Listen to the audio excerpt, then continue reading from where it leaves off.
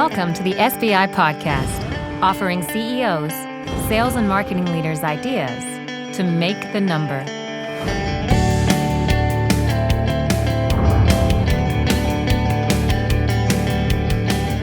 Hello, SBI podcast subscribers. My name is Scott Brewer, and I'm a partner with SBI, a sales and marketing consulting firm dedicated to helping you make your number.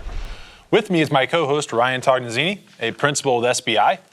On this show, we discuss sales and marketing emerging best practices for viewers just like you, executives trying to grow your revenues. Togs, how are you doing today? Awesome, Gru. How are you? I'm doing great. Let's jump into it. Yeah, so on today's show, we're going to discuss a topic that is getting a lot of publicity right now, big data. And more specifically, why using the right data to gain strategic alignment with your peers is mission critical. So while much is written about the topic of big data, many leaders, especially in the sales and marketing discipline, are still struggling to capture the right data and use it to make decisions about their strategies. Why do you think that is? I think in a lot of cases, companies capture too much internal data, and they don't spend enough time looking externally at market data and information. Yeah, let's talk about that in a little more depth. Yeah, so a lot of leaders get reports on KPIs about the health of their business, but they don't get and use external market data often enough. So examples of external market data would be things like win-loss interviews. So when you lose a customer or you lose a deal, you call on a customer and asking them why they selected you or why they didn't select you. Things like exit interviews from employees who've left. Or competitive intelligence from, that the field is gathering that lets you know what your competitors are up to. Okay, yeah, I completely agree. I mean, market data keeps companies from falling in love with yesterday's ideas that are not aligned with customer needs. What other mistakes do you see leaders make when it comes to data, Ryan? Yeah, I think tracking a lot of lagging metrics that represent what's happened in the past. So things like revenue or bookings or EBITDA.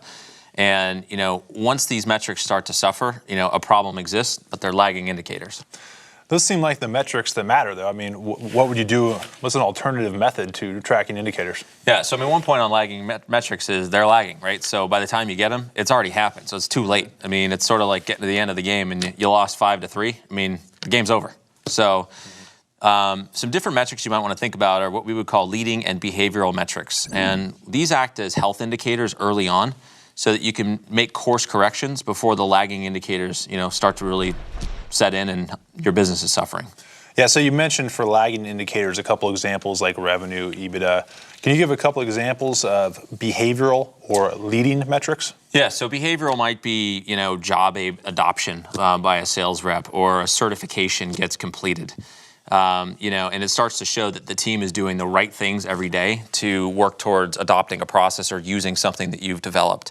A leading indicator might be things like increasing number of leads or, pipeline phase advance rates to let you know that, you're accelerating deals faster through the funnel, or maybe that the funnel size is even growing, which is an indicator that, your bookings number is going to actually improve at the end of the quarter.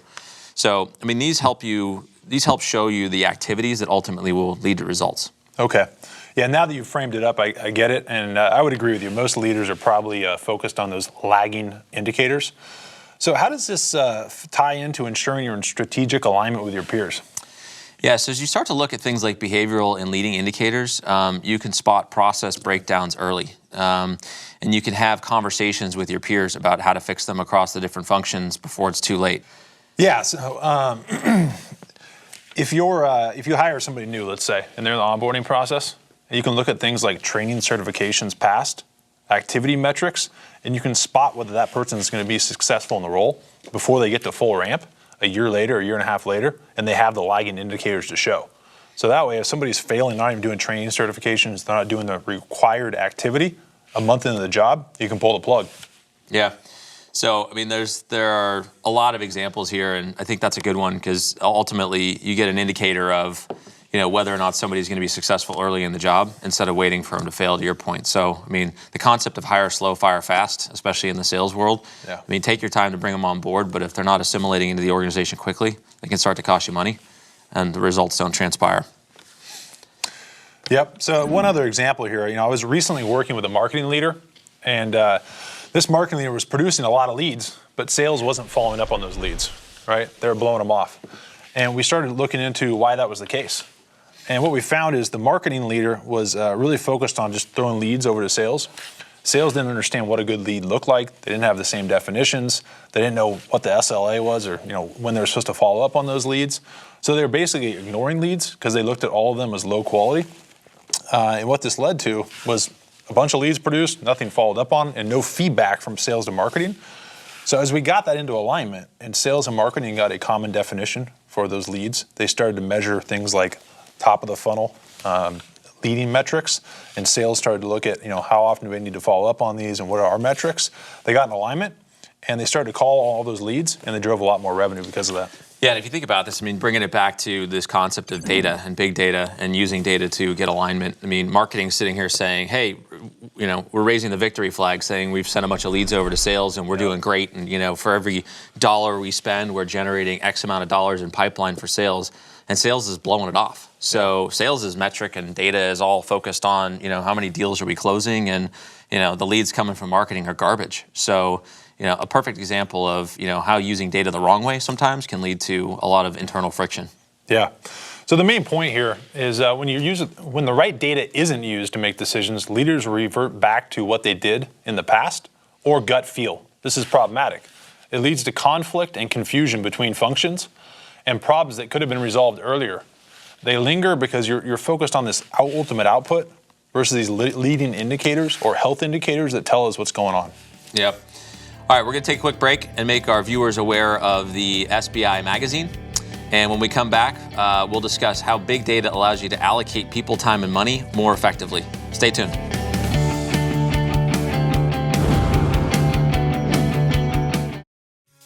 Making your number is hard. Your problems are complex. Complex problems need complex solutions. Introducing the SBI magazine. Read in-depth stories written by award-winning journalists about how your peers have overcome their problems to make the numbers. When you need more than a tweet, social post, or blog article, turn to the SBI magazine.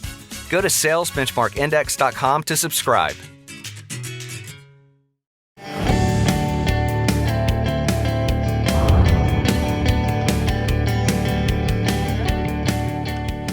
In this segment, we'll use SBI's Revenue Growth Maturity Model, which you can find in the How to Make Your Number in 2016 report, to discuss the impact of using big data correctly.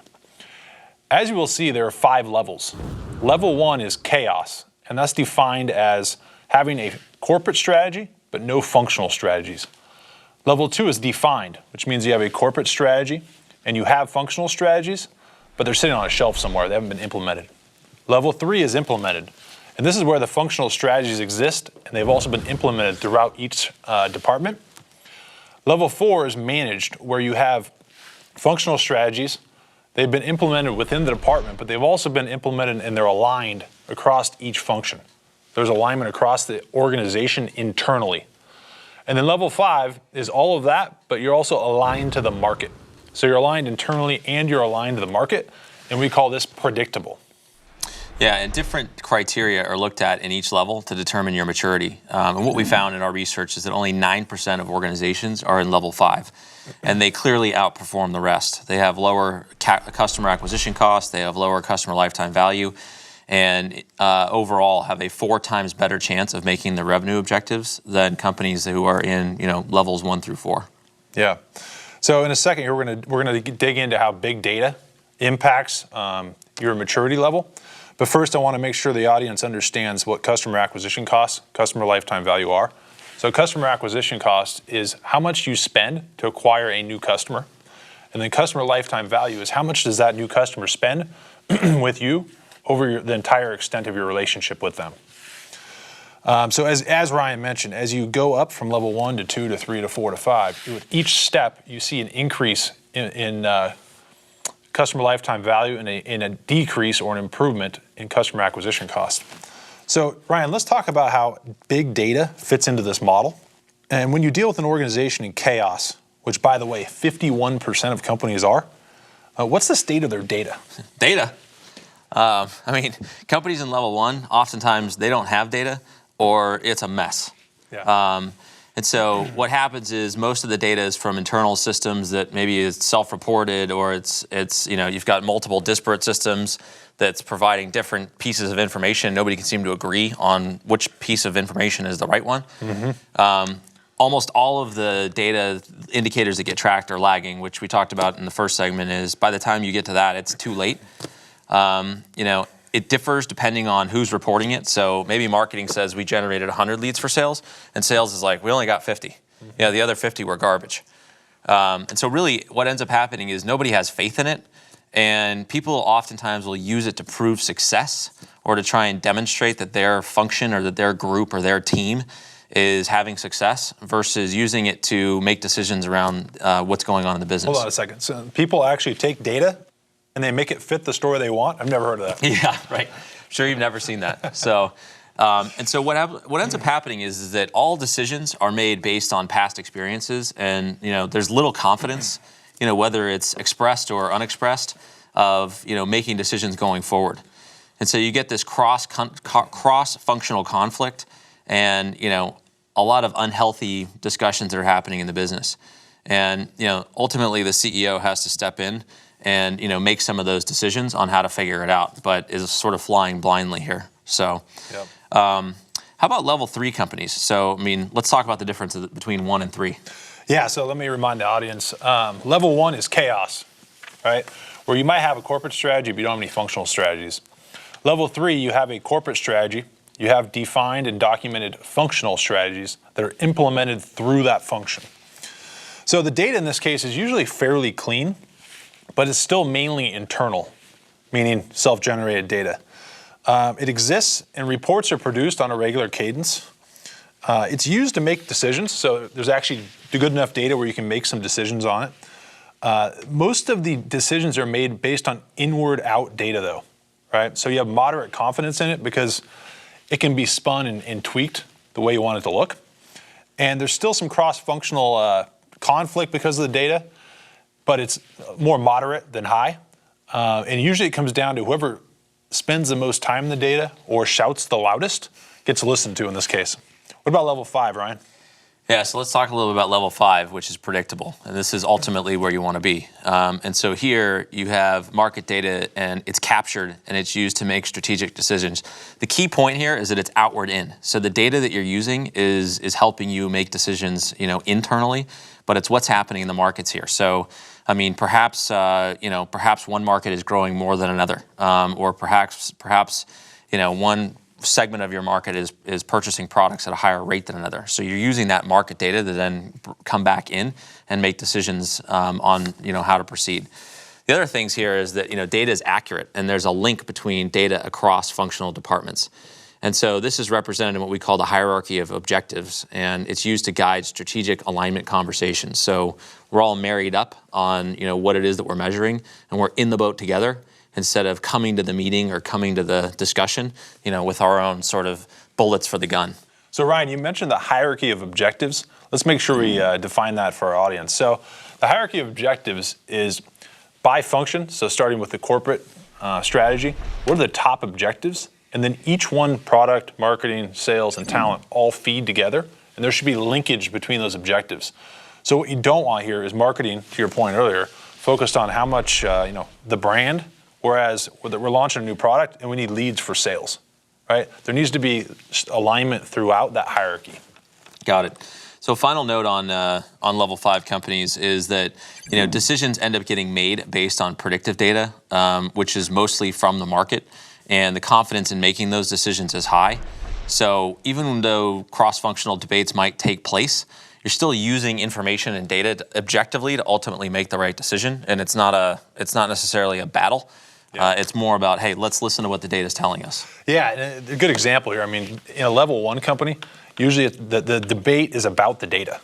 Is this the right data? You're in the weeds. In a level 5 company, the debate is about how to interpret the data to make the right decision. It's a healthy debate. Yeah, tons of times you get into a meeting, somebody throws a number up on the board, and the whole meeting goes completely sideways because everyone, where'd you get that number? Or, how did you come up with that? Or my data's giving me something different. So, yeah. You have an hour-long meeting, and 55 minutes of it is spent on, what is the right number? Yeah. And with 5 minutes left, the CEO finally just throws his hands up and says, hey, or actually, if it even gets that far, but throws his hands up and says, hey, guys, get your numbers straight and come back here and we'll have the conversation. Yep. So it's no wonder that organizations with aligned strategies, which data plays a big part of, have a 96% chance of making their number. They use data to predict the future and remove as much chance as possible from the equation. Yep, we're going to take a quick break, and when we return, we're going to discuss how to approach data like a predictable level 5 organization. Stay tuned, we'll be right back.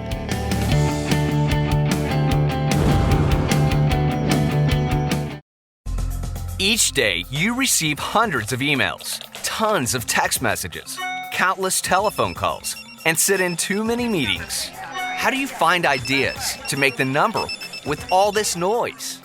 The SBI blog filters all this nonsense for you and presents only first-rate ideas to make the number. Simplify your life. Subscribe to one blog and read the best content. Go to salesbenchmarkindex.com and subscribe today.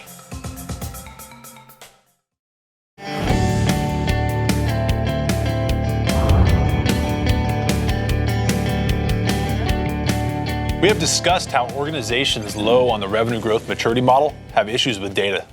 Then we talked about how organizations at different levels on the revenue growth maturity model do things differently and the benefits of improving their data. Now we're going to discuss how best-in-class organizations develop a great data plan. Yeah, so here, first thing you need to do is capture market data in order to make sure that you're developing the right strategies. So if you turn to page 38 of the How to Make Your Number in 2016 report, you'll see the 4 phases of market research you need to perform. And each is extremely important, and the depth required to do this correctly is going to take some time to develop. So maybe we should stop here and kind of go through those 4 phases and remind the audience of what they are. Yeah, so the 4 phases of market research are market segmentation, account segmentation, buyer segmentation, and user segmentation. It's important to remember that each of these areas requires constant updating, and the sources of capturing and refreshing data should be in place.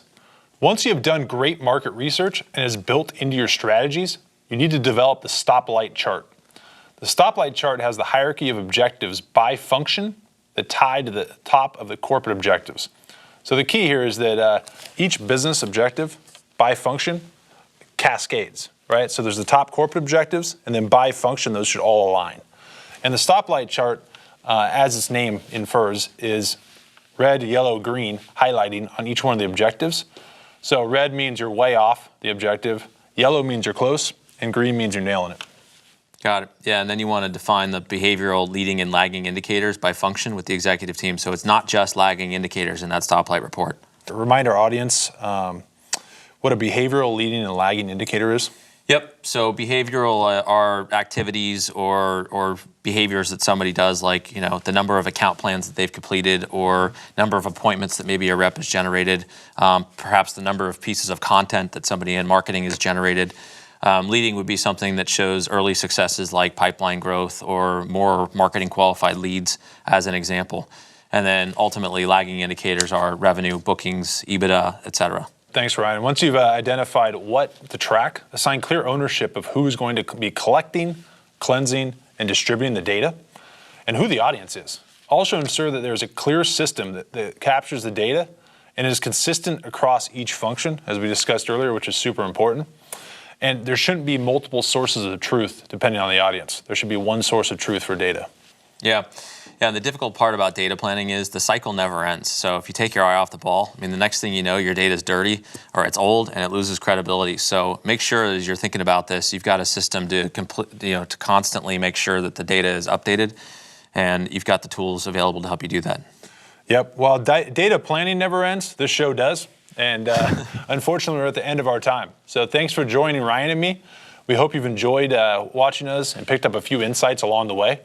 If you enjoyed this show, I suggest you subscribe to SBI TV at salesbenchmarkindex.com/TV, or you can find us at our SBI YouTube channel. We have some outstanding guests confirmed for the future episodes that you will not want to miss. Until then, we wish you the best of luck in trying to make your number. So long. This has been the SBI Podcast. For more information on SBI services, case studies, the SBI team and how we work, or to subscribe to our other offerings, please visit us at salesbenchmarkindex.com.